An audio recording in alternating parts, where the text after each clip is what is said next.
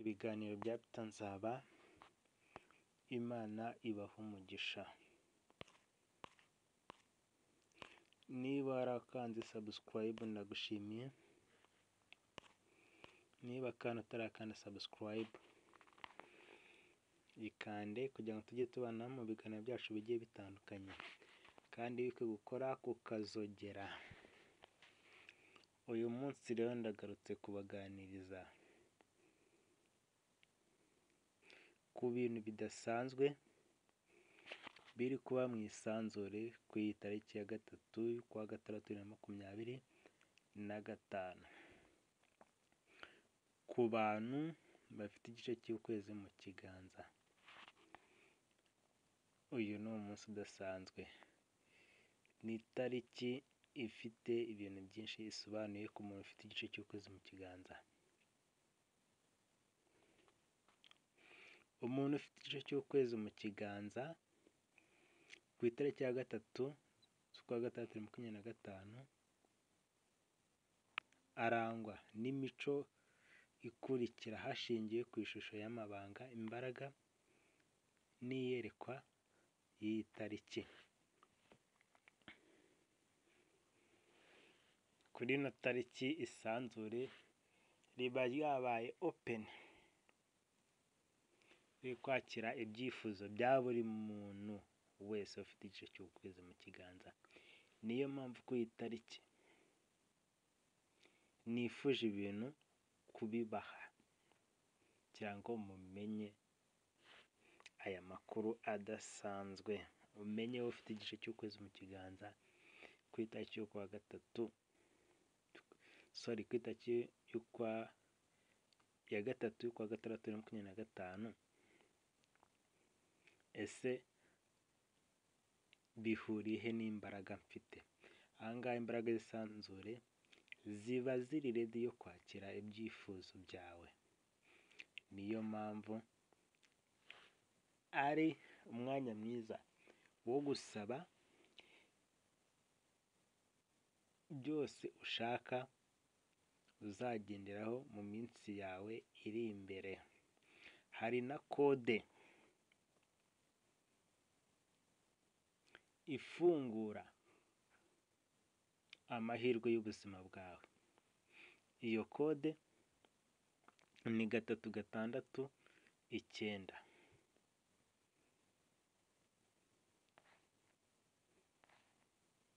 Iyo kode nayo turayirebaho ibyayo, ko niyo yihishemo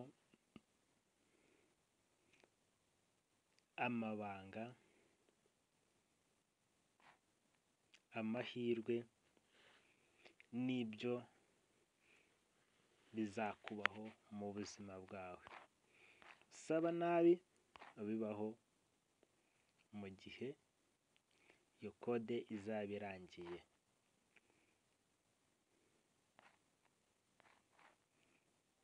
Reka dutangire ku mico n'ibiranga uyu muntu muri Gicurasi ku itariki ya 3/2025. Kuri uyu munsi abantu bafite igice cy'ukwezi mu kiganza baba bafite imbaraga zihishe. Iki ni icya mbere, bafite imbaraga zihishe. Itariki irangwa n'imbaraga z'umucyo w'ukwezi, waning crescents, bisobanura ubwitonzi, guhishurirwa no gutegura ikintu gikomeye. Uyu munsi nibwo utangira guhishurirwa ibintu bimwe na bimwe mu buzima bwawe wabonaga bidasobanutse. Inshuti zakubeshyaga, zakuryaga, nibwo zitangira gusobanuka. Abagumana nawe, abagusiga, abo wabonaga atari inshuti zawe, ariko nyuma ukaza kubona aribo mu by'ukuri b'inshuti zawe z'ukuri. Kuko uyu munsi ni uwo guhishura icyari gihishwe, bimwe wibeshyagaho, bimwe watekerezaga ko byari byo. uyu munsi rero niwo munsi umenya ko umukunzi mwari muri kumwe, inshuti mwari muri kumwe, burya batari abawe.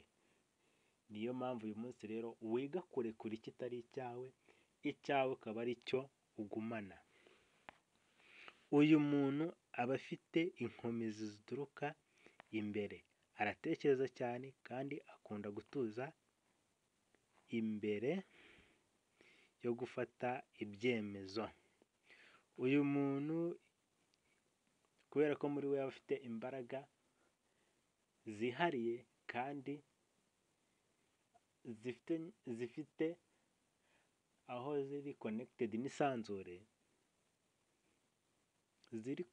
n'isanzure, niyo mpamvu muri we aba afite mu gutuza, nk'uko nabibabwiye ntabwo ari wa muntu uyagara, muri bitewe n'imbaraga ze zihura n'isanzure aba afitemo gutuza. Mbere yo gukora ikintu abanza gutekereza, ntabwo ari wa muntu uzahubukira ikintu. Icya kabiri, guhamya icyerekezo. Kuri uyu munsi nibwo utangira kumenya icyerekezo cyawe, intego yawe, ese uragana he? Ubyumve neza, ku iyi tariki ibyo usaba mu byifuzo byawe ufite, ibyo usaba nibyo bizakubaho, ibyo watura mu kanwa kawe nibyo bizakubaho, niwatura bibi bizakubaho, niwatura byiza bizakubaho. Iga gusaba ibyiza. Nuhitamo nabi mu buzima bwawe bundi busigaye, turi buze kubona igihe bizamara kugira ngo ese niba hari andi marembo yakingurwa, kuko ibi bifatwa nk'aho ari nk'irembo rya mbere ritangira ku mugisha wawe. Niba rero ibibanziriza wa mugisha wawe wanze kubifungura kugira ngo bize mu buzima bwawe, ubashe kubyakira, ubashe kwiha intego zihamye, biragoye ko ibindi bizakurikira bizaza ari byiza bitewe n'amahitamo ya mbere wagize. Igice cy'ukwezi mu kiganza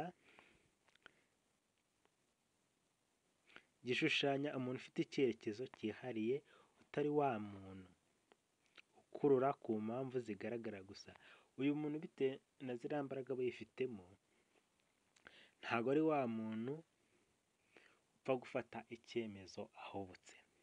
Niyo mpamvu nujya gufata nawe icyemezo uhubutse ngo ikintu kigiye kukijyamo, ubanza kumenya impamvu ya nyayo. Ese iki kintu ningifata, ese ingaruka zazo nyuma zabaho ni nziza, zimeze zite? Ufate cyangwa uhitemo intego ubona zitazatuma wicuza ubaho ubuzima bwawe buri mu marira. Aba ari umuntu usobanukiwe n'ubuzima burenze ibyo amaso abona. Afite ubuhanga bwo gukemura ibyihishe n'ibigoye, kuko akenshi uba unyura mu bintu bigoye, ibyihishe uba uri kurwana nabyo mu mutima, bisaba guhitamo icyerekezo gihamye, intego ihamye, ya ntego itajegajega.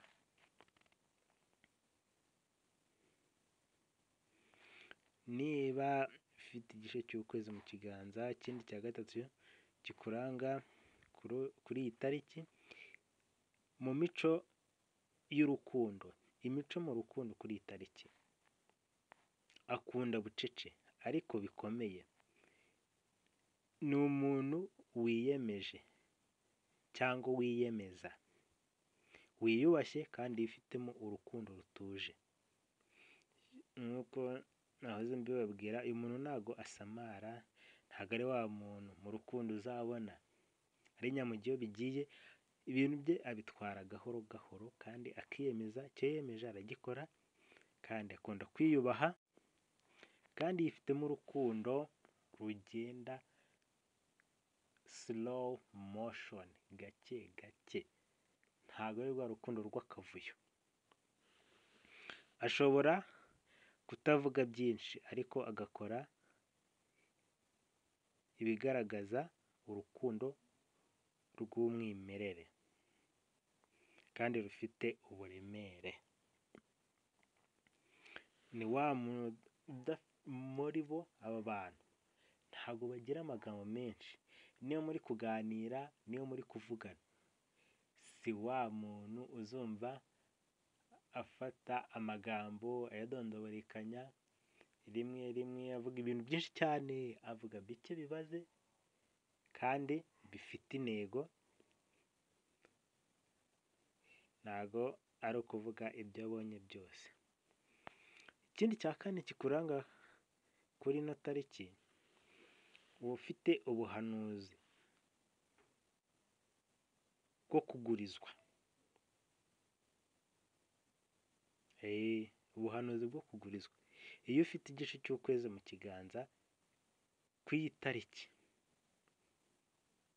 usa n'ugurijwe.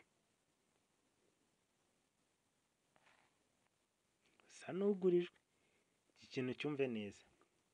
Ubwenge bwo guhindura ikintu gito mo igitangaza, kuko ufite imbaraga zihariye kandi zikomeye. Nakubwiye ko ibyo wasaba byose, kubera uri connected n'isanzure, isanzure ready yo kubiguha uko wabisabye. Niyo mpamvu ikintu gito ushobora kugisaba kikavaho igitangaza, kandi kikaba nk'uko ubishaka. Niyo mpamvu nari ndi kubabwira mu ntangiriro, niba ikintu ugiye gusaba, intego ugiye kwiha, reba ko izo ntego zawe ziboneye, atari za ntego cyangwa se cya kintu uzasaba ngo wicuze nyuma. Ese ko iki kintu nagisabye ko ndeba hari kuzamo ibintu by'imibabaro? Biba biterwa n'ibintu wasabye. Ni ugusaba neza. Aha ngaha agurizwa imbaraga zo kubona amahirwe aho abandi babona akaga, no gukunda mu gihe abandi batakibona icyizere. Ubyumve neza ikintu ugurijwe, kandi wibuke ko ikintu ugurijwe uracyishyura. Niba usabye neza uzishyurwa neza. Ibyo uzajya kwishyura bizaba ari bya bikorwa byiza bituma ubaho neza. Ariko niba warasabye nabi, uzabaho mu mubabaro, ubeho ubabaye, ugire ngo ni nk'igihano urimo. Bibijyana rero ko niba ugiye gusaba, saba ikintu cyiza, kandi wibuke ko ubu buhanuzi ugiye kugurizwa, aya mahirwe ugiye kubona mu gihe abandi babaho batishimye, bakajya bakubona wishimye. Saba ikintu cyiza ku buryo iki kintu uzakibamo wishimye koko. Niba ari umukunzi uri gusaba, wa mukunzi mwiza, atari wa wundi w'amaraha, wa mukunzi uzagukunda mugakundana, uyu mwana abana buri gihe, akaba atari wa muntu uzagutenguha. Ko ibyo usaba urabihabwa kubera ufite umwuka w'ubuhanuzi, kandi akaba ufite hano ubuhanuzi bwo kujya gute, bwo kugurizwa. Aha ngaha ugiye, iza mbaraga uzigiye mu ideni. Rya deni uzaryishyura mu gihe bya bindi wabibonye. Niba ari wasabye nabi, uzabyishyura muri ya mibabaro izaza, kuko nayo izaba itangiye kujya gute, kukwishyuza ibyo yaguhaye.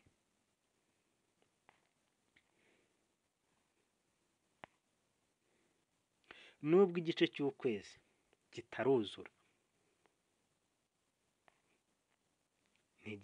ntigikena urumuri, kandi n'ukwezi kuzuye kurakubaha.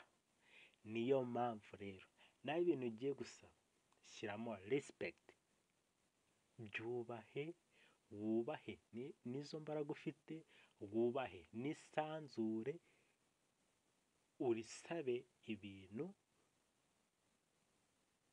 byiza kandi ubona bifite akamaro, ubona bizakuzanira amahirwe mu buzima. Ya kode nababwiraga niyo tugezeho noneho.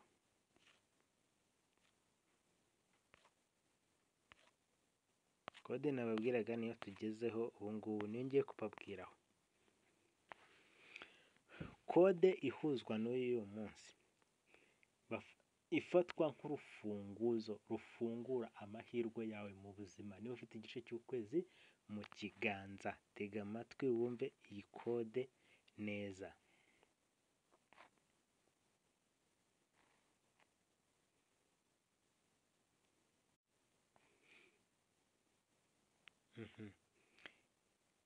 Kode yo ku itariki ni umubare wa energy, ni umubare w'ingufu cyangwa kode y'imibereho wishingiye kuri numerology.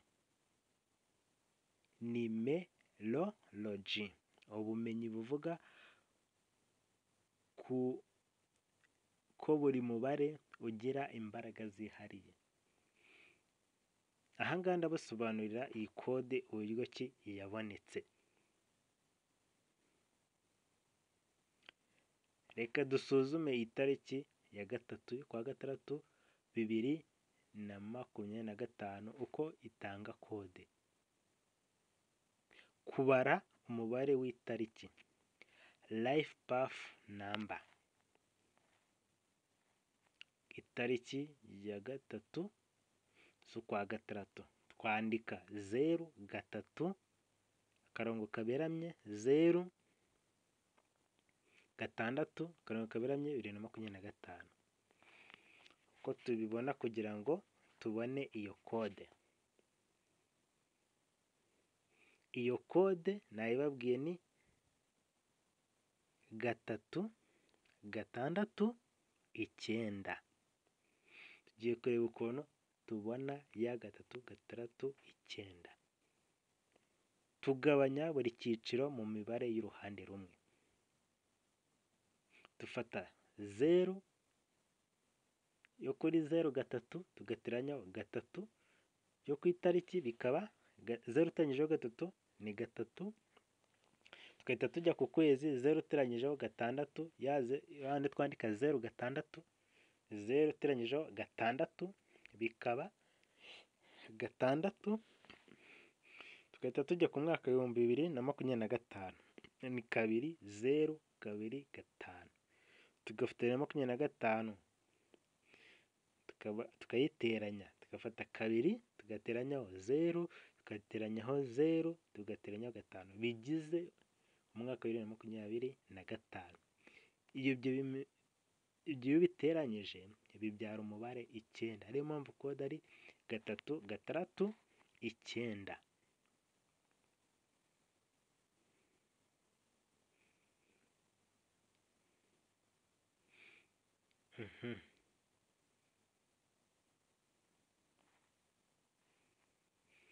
Kode ya 369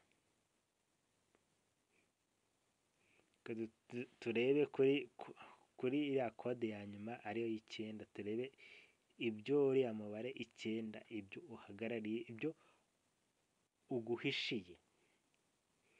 Kode ya 3/6/2025 ni 9. Uyu mubare uhagarariye, hari ikintu uba uhagarariye. Ndababwira no kuri 3 icyo bihagarariye no kuri 6 icyo bihagarariye. Tugiye kureba ku 9 ese uhagarariye iki. Uba ufite ubwenge bwimbitse, kubabarira no gukunda abantu bose. Nyine muri cya gihe wageze muri izi ntego zihamye, ibyo wasabye byose uba ufite ubwenge buri advanced bwimbitse kandi buri advance buri ku rundi rwego, kandi ukaba ubabarira ugakunda n'abantu bose, abantu bose ukaba ubafata kimwe. Kwitanga no kwitangira abandi nicyo iyo kode y'icyenda ibisobanuye. Gusoza ikintu kugira ngo utangire ikindi. Ikintu watangiye uragisoza, ubwo bivuze ko ibintu wari ufite byose uyu munsi wari warakoze mbere urabisoza, wakire ko ugiye gutangira mu bundi buzima bushyashya. You are the new ones. Ugiye kuva mu byahise ujye mu bishyashya, mu by'ubu ngubu. Niyo mpamvu ugomba kwitwara neza, niyo mpamvu ikintu unasaba umakinga sure ko icyo kintu ari ikintu cyiza. Ugomba ko ibya kera ntongera kubigaruramo, pana gusaba nabi. Ugira ibyo ureka, ugira ibyo wiyaka kugira ngo wakire kwinjira mu bundi buzima bushyashya isanzure rigutegurira. Ikindi, ubuhanuzi n'ubushishozi. Hanga ufite impano yo guhanura no gushishoza, kubwiye ngo ubuhanuzi ikintu wategeka uyu munsi cyaba, ikintu wavuga uyu munsi cyaba. Niyo mpamvu wakwatura ibintu byiza biraba, ariko bikugiraho ingaruka nziza, ariryo rya deni twabonye. Guhanura ubuhanuzi ugurijwe, ubwo buhanuzi bugurijwe. Niyo mpamvu ubuhanuzi ufite uyu munsi watura ikintu kibi kikugiraho ingaruka. Muri ya myaka 9, icyenda rivuga imyaka 9 y'ibyo bintu igihe bizamarira.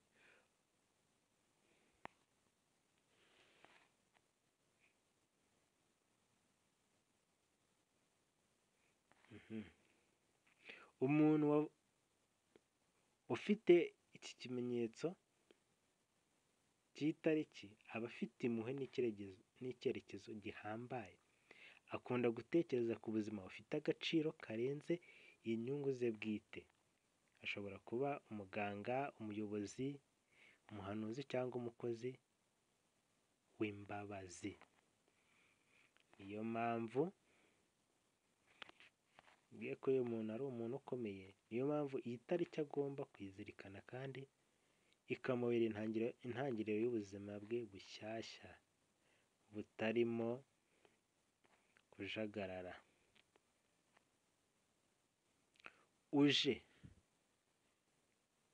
Uje kurangiza muri iyi tariki winjiyemo, wowe ufite igice cy'ukwezi mu kiganza, uje kurangiza no gusiga umurage.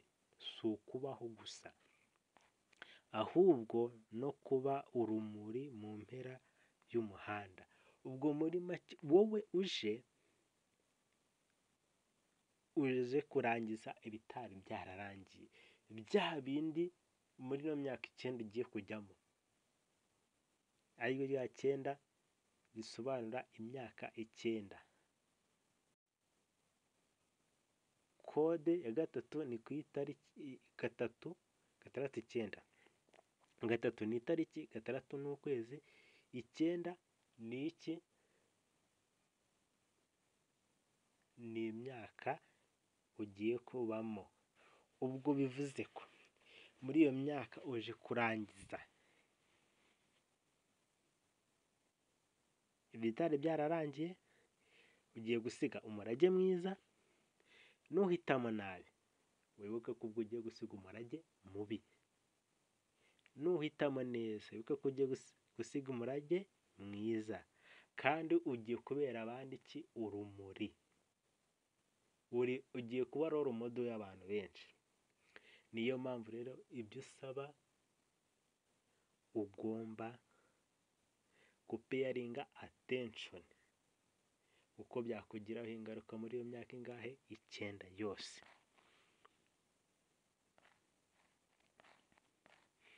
tugiye kureba ku mubare gatatu. Umubare gatatu ni umubare w'ubuhanuzi, kugaragaza no kwishima.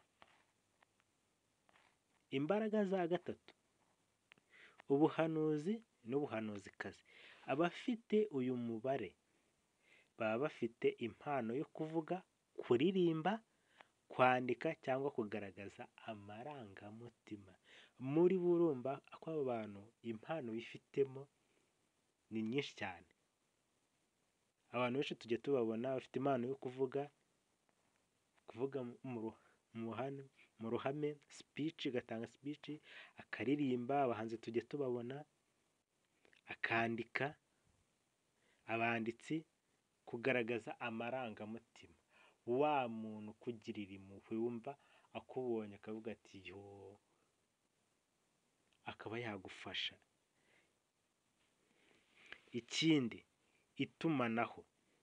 Ni abantu bavugira abandi, baba bavugizi, kuko bitewe n'uko akubonye ute ya marangamutima bafite, hari igihe abona nta kintu yagufasha, akaba yagusabira ubufasha kuko abona bishoboka.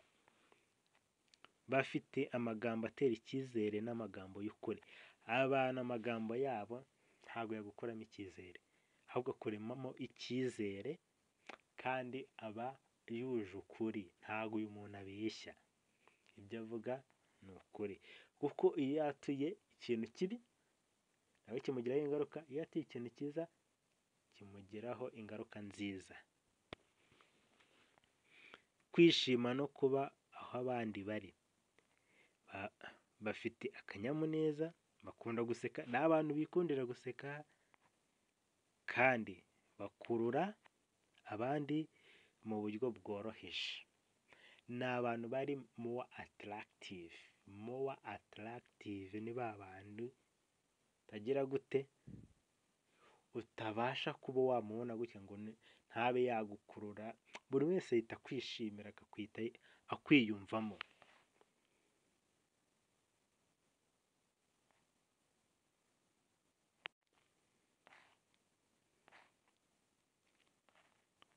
Umubare gatatu haba harimo kuvuga, gukina, kuvuga ukuri, kandi babibona byose mu ishusho ya nyayo. Iki kintu baragishoboye, baravuga, barakina, bavugisha ukuri, kandi ibintu byose bikagaragara physically, tukabibona. Umubare wa gatandatu: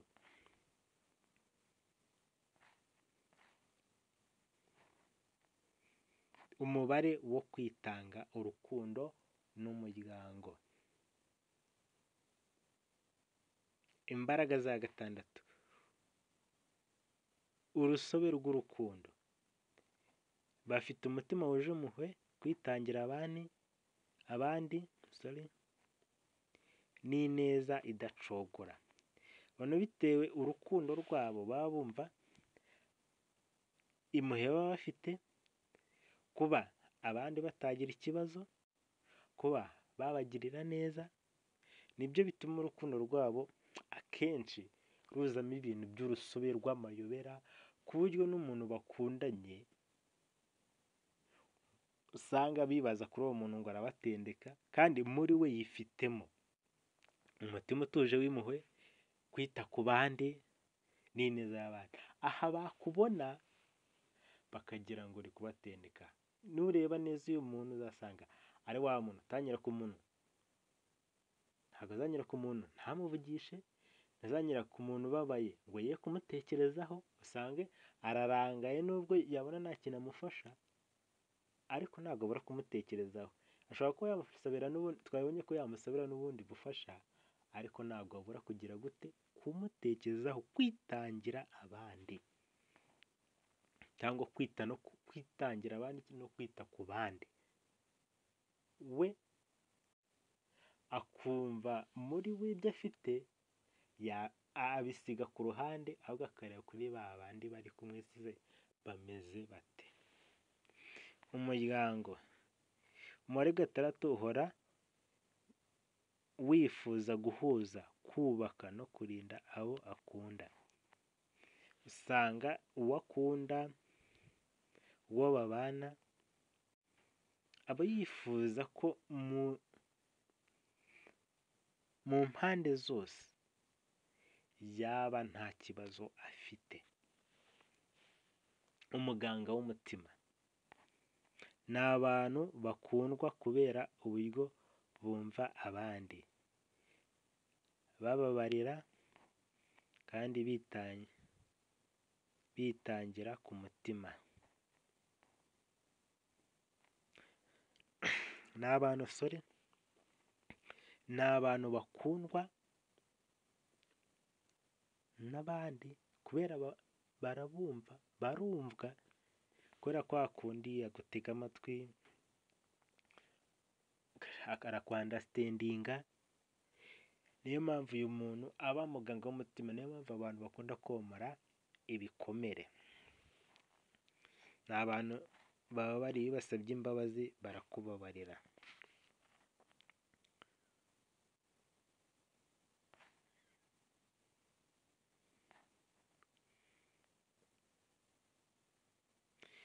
Gatandatu rero irakomeye cyane kuko irimo amagambo agira ati: ndakira, ndakunda kandi ndinda imitima yindi nk'uko ndinda uwanjye. Uko we ashaka kwirinda nawe niko kurindamo. Niyo mpamvu ibyo usaba byose, ibyo ukora byose, wibuka ko nawe bikugiraho effect, kuko ibyiyumviro uba ufite